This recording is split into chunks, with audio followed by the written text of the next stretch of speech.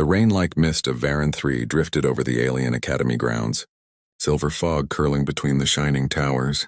Hundreds of alien cadets trained in open fields, their bright armor glowing under the twin suns. Among them stood one strange figure, a human. His name was Ethan Cole. He was quiet, disciplined, and calm. Always standing at the edge of the training line, to the alien cadets he was a curiosity, a being from a death world, a dangerous planet they could hardly imagine surviving on. But to them, he didn't look dangerous at all. He looked gentle, slow, almost harmless. They laughed behind his back sometimes, whispering jokes about the soft human, yet no one ever dared to approach him too closely. Except one, Lyraven, an alien girl with silver eyes and restless energy. She was known for her boldness and her playful pranks. To her, fear was just another kind of entertainment, and the human fascinated her. How could a creature from a deadly world act so calm and silent, she wondered. That afternoon, during combat drills, Lyra and her group watched Ethan from a distance. He was meditating before the start. Eyes closed, breathing steady, Lyra smirked. "Let's see if the Death Worlder can take a joke," she whispered to her friends. They giggled, urging her on. Lyra moved closer. Stepping softly on the metallic floor, Ethan didn't notice. Or maybe he did. She jumped, suddenly, right onto his back, laughing out loud. "Surprise, human." For a second, everyone laughed. It looked funny. The small alien girl hanging on his shoulders like a playful child. But then the laughter began to fade, because something changed in the air. The temperature dropped. A heavy vibration filled the training field.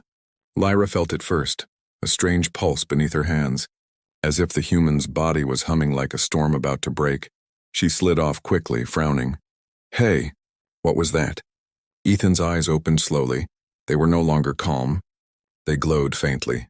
Not with light, but with something deeper, ancient. Every instinct in Lyra screamed at her to step back. Ethan whispered, voice low and distant. "You shouldn't have done that." The ground beneath his feet cracked. Not from force, but from pressure. Invisible waves pushing outward.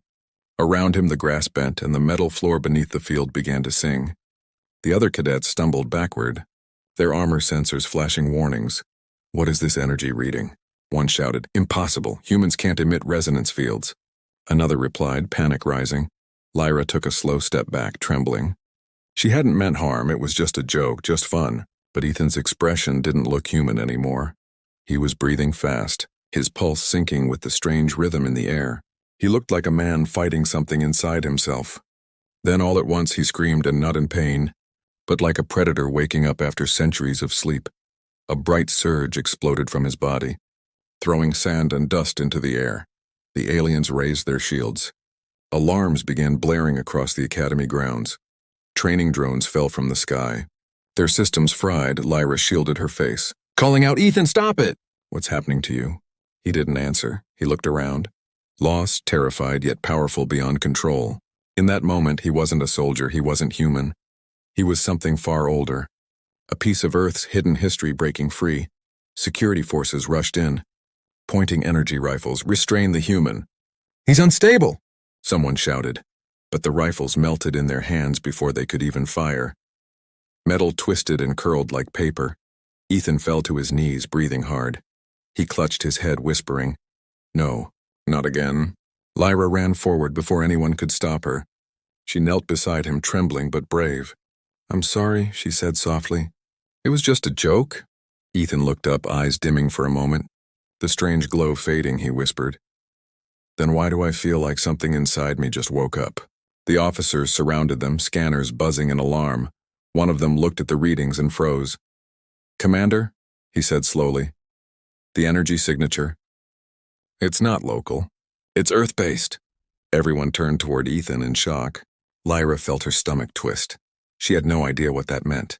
Above them, the skies darkened even though the sun still shone. A ripple moved through the clouds, forming a strange circular pattern. It was as if the planet itself was watching, waiting. Ethan rose to his feet. Still unsteady, his expression softened again. Almost human once more, he looked at Lyra and said, "Tell them to stay away from me." Then he walked slowly toward the edge of the field, the alarm still howling behind him. Lyra stood there, frozen between guilt and fear. The prank that began as laughter had turned into silence. She could still feel the echo of that pulse under her skin.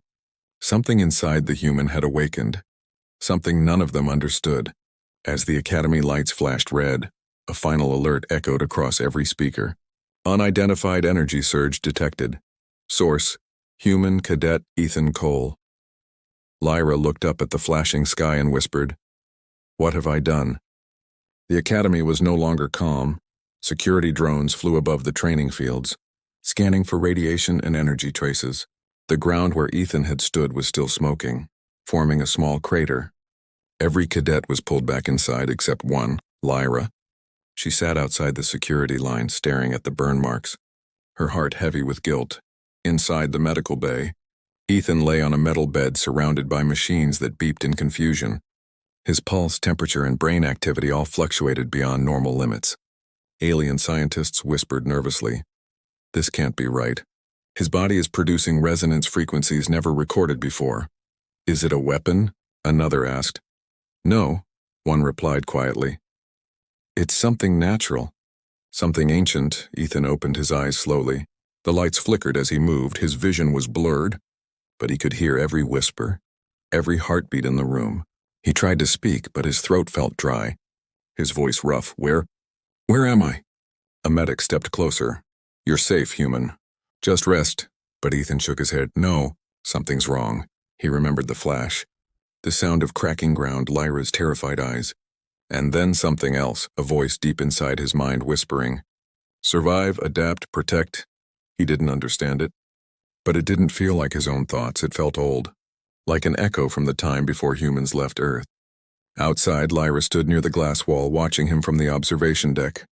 She felt a strange pull of guilt and curiosity. She had never seen fear in human eyes before.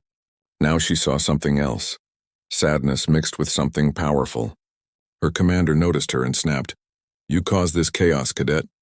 The council will question you." Lyra bowed her head. "Yes, Commander, but he didn't attack us." Something inside him woke up.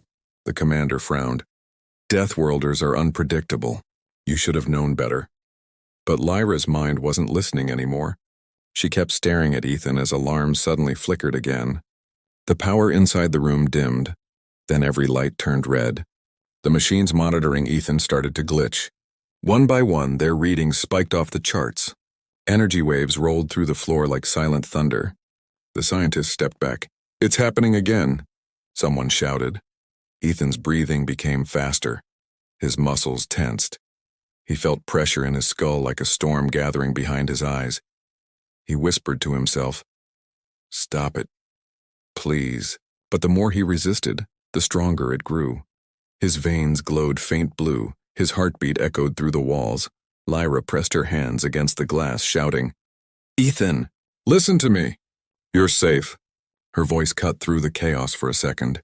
Ethan's eyes locked on her face, and the energy suddenly froze in place. The air stilled, the machines went silent. And just like that, everything stopped. He fell back, breathing hard. The silence was heavy and deep. Lyra whispered softly, "He heard me." The scientists rushed in, running scanners again. Their leader whispered, "The power isn't external. It's biological, triggered by emotional response." Ethan sat up slowly, trembling. "What did you do to me?" he asked. The lead scientist replied nervously, "Nothing. You did this yourself." Ethan looked down at his hands, still faintly glowing. He whispered, "That voice, it's like something calling from home." The scientist frowned. "Home? You mean Earth?" Before Ethan could answer, the alarms blared again, but this time, it wasn't the energy sensors. It was the planetary communications grid. On the main display, an officer shouted, "A transmission has been sent off-world, encrypted, unknown origin." Another voice said, "The signal originated from the human's neural field." Everyone turned toward Ethan, eyes wide with disbelief. Ethan looked just as confused. "I didn't send anything," he said weakly. But the data didn't lie. A signal had pulsed through every satellite on Varan 3, shooting into deep space, directly toward Earth. Lyra was speechless, she whispered. "He didn't mean to. It just happened." The commander stared at her, face pale. "Then you don't understand what this means. The humans will come." The council was informed within minutes. In the upper halls, alien leaders debated in panic. If that signal reached their homeworld, the Deathworlders will respond. They will think we attacked one of their own. Deactivate the human immediately before it's too late. Lyra listened from the shadows, her fists clenched. She couldn't let them hurt him. It was her fault, her stupid joke. And now they wanted to kill the man she had scared into awakening. She turned away and ran down the corridor. Heading back to the medical wing, Ethan sat alone now. The guards gone. The scientists afraid to stay near. He stared at the reflection of his face on the glass wall. He looked human, but inside he felt something different. Like a giant heartbeat deep inside the universe was connected to his own. He whispered, "What did you do, Earth? What did you make me?" Lyra entered quietly, slipping past the alarms. He looked up at her, eyes calm again. "You came back," he said softly. She nodded. "I had to." She walked closer. "You didn't do anything wrong, Ethan. It was just a reaction." He looked down. "Maybe, but it didn't come from me. It came from where I was born." For a moment, silence filled the room.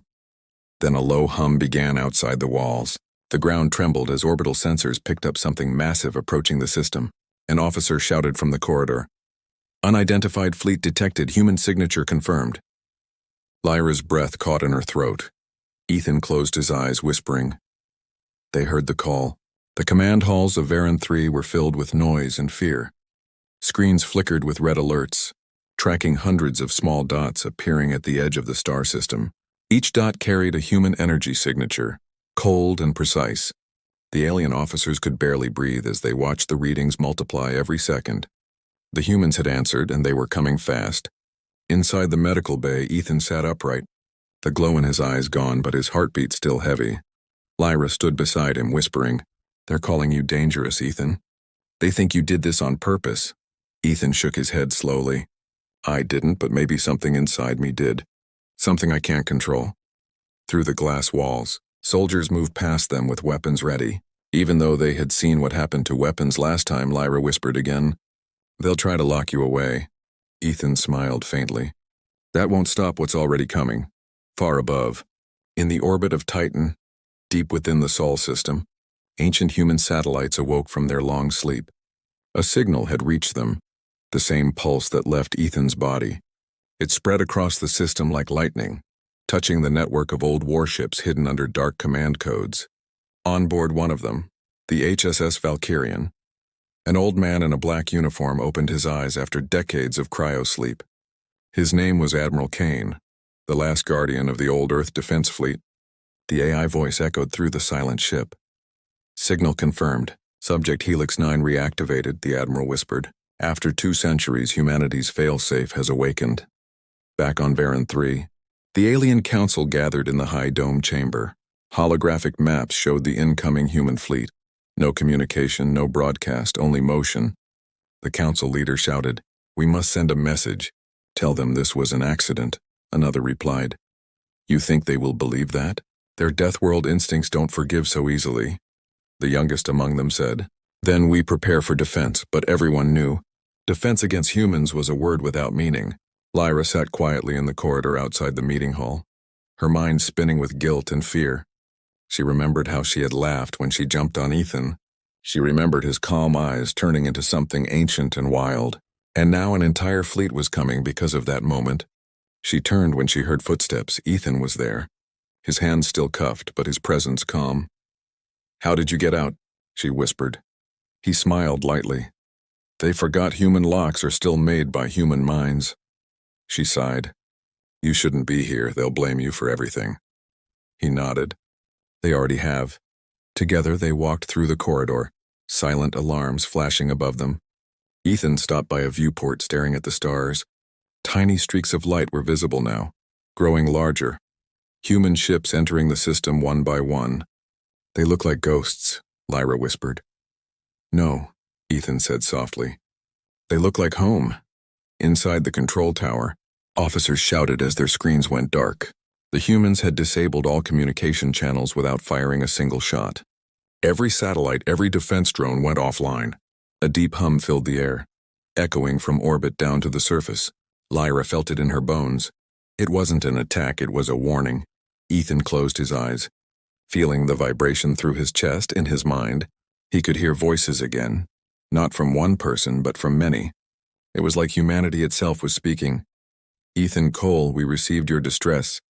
Are you in danger? He whispered. No. It was an accident. Lyra stepped closer, confused. Who are you talking to? He turned to her, his voice trembling. To them. They can hear me through the resonance link. The Admiral's voice echoed back through the link, deep and calm. Then tell them to stand down, or the Deathworlders will not stay silent. Ethan swallowed hard. Please don't attack, they didn't mean harm. But the Admiral's reply was colder. We don't start wars, son, we end them. The connection broke. Leaving Ethan shaking, Lyra touched his arm gently. You can stop this, can't you? He looked at her, eyes filled with fear and sorrow. I don't know, but I have to try. He turned toward the main lift, heading for the surface. Lyra followed without question, her heart racing. As they reached the Academy courtyard, the sky above burned with streaks of entering ships. Massive shadows moved through the clouds like metal mountains. The sight was both beautiful and terrifying. All over the city, aliens stopped working. Looking up in silence, the twin suns were dimmed by the black silhouettes of human dreadnoughts. Their hulls bore no flags, no emblems, only the insignia of Earth. A small blue sphere surrounded by stars. A single transmission echoed from orbit. This is the Sol Defense Command. Your world has interfered with a Helix protocol subject. Identify yourselves, the Council tried to respond. But their transmitters failed again, Lyra whispered. They won't listen. Ethan took a deep breath, stepping forward, his voice stronger. They'll listen to me. He raised his hand toward the sky, closing his eyes, focusing on the link that still burned faintly inside his mind. For a moment, his body glowed again, faint light flowing through his veins. He spoke softly. This is Ethan Cole. Subject Helix 9, I'm alive, stand down. Silence followed, endless and deep. Then the fleet stopped moving. Every ship frozen in the sky, Lyra gasped. You did it! Ethan smiled faintly. For now. But before he could say more, a low tremor shook the ground. One of the alien defense systems had activated by accident. A stray missile locked onto a human cruiser. Ethan's eyes widened. No! The missile launched into the sky, trailing smoke and light. And far above, one of the human ships turned its cannons toward the planet. Charging silently, Lyra's voice broke. Ethan, what happens now? He whispered, eyes glowing once again. Now, the humans answer. The skies of Varan 3 burned like fire. The alien world had never seen such a sight before. Hundreds of dark ships filled the upper atmosphere. Blocking the twin suns, they moved without sound, their hulls absorbing all light, each one larger than the floating cities below. Their size almost impossible to imagine. Lyra stood beside Ethan in the courtyard, her body shaking, the air was heavy with static. Each breath felt charged. The missile that had been fired from the alien defense grid streaked upward. A tiny spark against the endless black fleet. And then in a flash, the spark vanished. A blue shield shimmered around the nearest human ship, absorbing the impact as if it were dust. No counterattack came, not yet. But the silence that followed was more frightening than any explosion. Every alien eye turned toward the sky, waiting for doom. Ethan felt the connection pulsing again in his head. The human voice returning. Helix 9, confirmed situation. You are under alien threat? He replied quickly. Negative, I'm safe, stand down. It was an accident. Your safety is not confirmed, the voice answered coldly. We detect hostile weapon discharge. Preparing retaliation, Ethan shouted into the link. Don't do it. You'll destroy them all. But his words echoed uselessly through the static. Lyra grabbed his arm. Ethan, they're not listening. He looked at her, eyes dark with fear and fury. Then I'll make them listen. He closed his eyes, reaching deeper into the strange power that had awakened inside him. The resonance field flared again, brighter than before. Winds tore through the academy, windows shattered. Every alien nearby fell to their knees as the pressure grew stronger. Above, the fleet paused, thousands of sensors turning toward the planet. Recognizing the same signature they had been tracking, human technology began to slow its charge. Responding to the familiar pulse from orbit, Admiral Kane watched from the bridge of the Valkyrian. His crew silent. Sir, the subject is transmitting again. Live signal confirmed, an officer said. Kane narrowed his eyes. Put him through. Ethan's voice came through the speakers, trembling but firm. Admiral, this is Ethan Cole. Stand down, I repeat, stand down, no one here is a threat. There was a long pause. Then Kane's deep voice replied, Son, you triggered an ancient defense code. We thought you were in danger. I'm not, Ethan said quietly. But if you fire, you'll make it true. Lyra watched as Ethan's body flickered with light, his veins glowing like rivers of blue fire. She could hear the low hum of his resonance spreading through the air like music. Every machine around them began to respond. Alien sensors, scanners, drones, all bending to his signal. It was as if the entire planet's technology now listened to him, Lyra whispered. You're controlling it. Ethan shook his head. Not control, I'm asking it to listen. Above them, the dreadnoughts shifted formation, aligning into a single vast ring. Each ship released a beam of soft white light downward, not to destroy but to observe. The light spread across the planet, scanning every power source. Every city, Admiral Kane spoke again. Confirm alien status, peaceful or hostile. Ethan raised his hand toward the sky. Peaceful, they're scared like we used to be. The beams faded one by one, the massive ships beginning to power down their weapons. But the damage was already done. The galaxy was watching. Across dozens of nearby systems, alien news relays broadcast the event in real time. Everyone saw the Deathworlder fleet that could darken a sun. Everyone heard the voice of a single human calming them down. Back on the ground, alien soldiers lowered their weapons, trembling. The commander approached Ethan carefully. Human, are you one of their leaders? Ethan shook his head. No, just one of their forgotten ones. Lyra looked at him, eyes full of awe. Then why do they listen to you? Ethan answered softly. Because humans never forget their own. No matter how far we go. Suddenly a deep rumble echoed through the clouds. A single black ship, larger than the others, descended slowly through the sky. Its engines glowed like burning suns. As it landed, the ground shook, sending waves through the academy floor. Admiral Kane himself emerged from the ship, dressed in dark armor lined with ancient Earth symbols. Every alien nearby backed away in silence. Kane walked straight toward Ethan, his voice heavy and calm. Son, you sent the call. You woke us. Ethan looked up at him. I didn't mean to. Kane studied him for a moment, then nodded. Perhaps not, but your signal reminded us of something. We are not conquerors, we are survivors, and survivors protect their own. Lyra stepped forward, trembling. Please, he's not to blame. It was my fault. It was a prank. Kane turned his cold gaze toward her, but Ethan quickly said, She didn't hurt me, Admiral. She saved me. Kane's expression softened slightly. Then she's lucky you spoke before I did. He looked up at the sky. Giving a signal, within seconds the entire fleet began to ascend again, engines glowing softly as they disappeared into hyperspace. The dark clouds thinned, light returning to the planet once more. Lyra fell to her knees in relief, tears shining in her silver eyes. Ethan watched the sky as the last of the ships vanished. He whispered quietly, They came for me and they left for peace, but deep inside, a quiet voice echoed through his mind again. Not human, not alien, but something older. You cannot hide forever. Deathworlder, it whispered.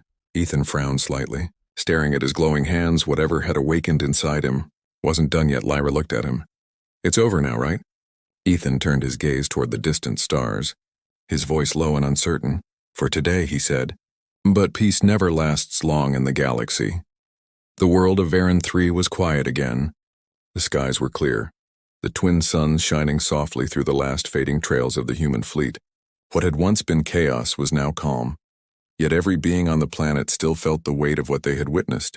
The Deathworlders had come and then left without firing a single shot. The silence they left behind was louder than any war could ever be. Lyra sat alone near the academy steps, her silver eyes dimmed with guilt. She could still hear the echo of the fleet engines in the distance. Every time she closed her eyes, she saw Ethan standing in the middle of the storm, the man she had mocked, the man who had nearly brought an empire to its knees just by being awakened. It had started as a joke and ended as a story the galaxy would never forget. Ethan stood nearby, overlooking the valley beyond the academy. He watched alien birds gliding through the soft golden mist.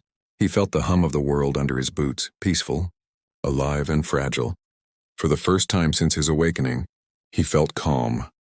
But deep inside, he knew something had changed forever. He could still feel the pulse in his veins, that ancient human power quietly waiting. The same instinct that once helped his kind survive Deathworld storms, predator beasts, and endless wars. Lyra walked up behind him slowly, her voice soft. You should hate me. Ethan turned to her, a small smile on his tired face. Why would I? She looked down ashamed. Because I caused all of this. I nearly got you killed. And almost started a war between our species. He shook his head. You reminded me what humans really are. She frowned. And what are humans? Ethan looked toward the sky, his voice low. Survivors with short memories and long hearts, we forgive faster than we should. But never forget what we are capable of. Lyra sat beside him, the wind brushing softly between them. For a long moment neither spoke. Then Ethan said quietly, When I felt that power, I thought I'd lost myself, but it wasn't rage. It was protection. Lyra looked at him curiously. Protection? He nodded. When humans were born on Death World Earth, we learned that fear keeps you alive, but compassion keeps you human. We carry both. In the distance, alien council ships landed quietly near the academy. Their leaders stepped out, nervous but respectful. They approached Ethan and bowed, a gesture no alien had ever offered a human before. The elder spoke. You could have destroyed us, but you chose peace for that. We owe your kind a debt, Ethan replied calmly. You owe me nothing. Just remember, do not mistake calm for weakness. The elder nodded slowly. The galaxy won't forget. As the council left, Lyra smiled faintly. You talk like an old general. Ethan laughed softly. Maybe I sound like Admiral Kane. Lyra's smile faded. Will your people come back? Ethan looked at the sky again. Only if they have to. They came because they thought one of their own was in danger. That's how humans are, no matter how far we go. We protect our family. Lyra looked thoughtful. And what about you? He turned to her. I don't know, maybe I'll stay, maybe I'll learn what peace feels like again. She nodded quietly. You'd be welcome here. He smiled. Even after the joke, Lyra laughed softly for the first time in days. Especially after the joke, the sun began to set, painting the sky in gold and violet. For the first time since his awakening, Ethan felt something warm inside him, forgiveness. Not just for Lyra, but for himself.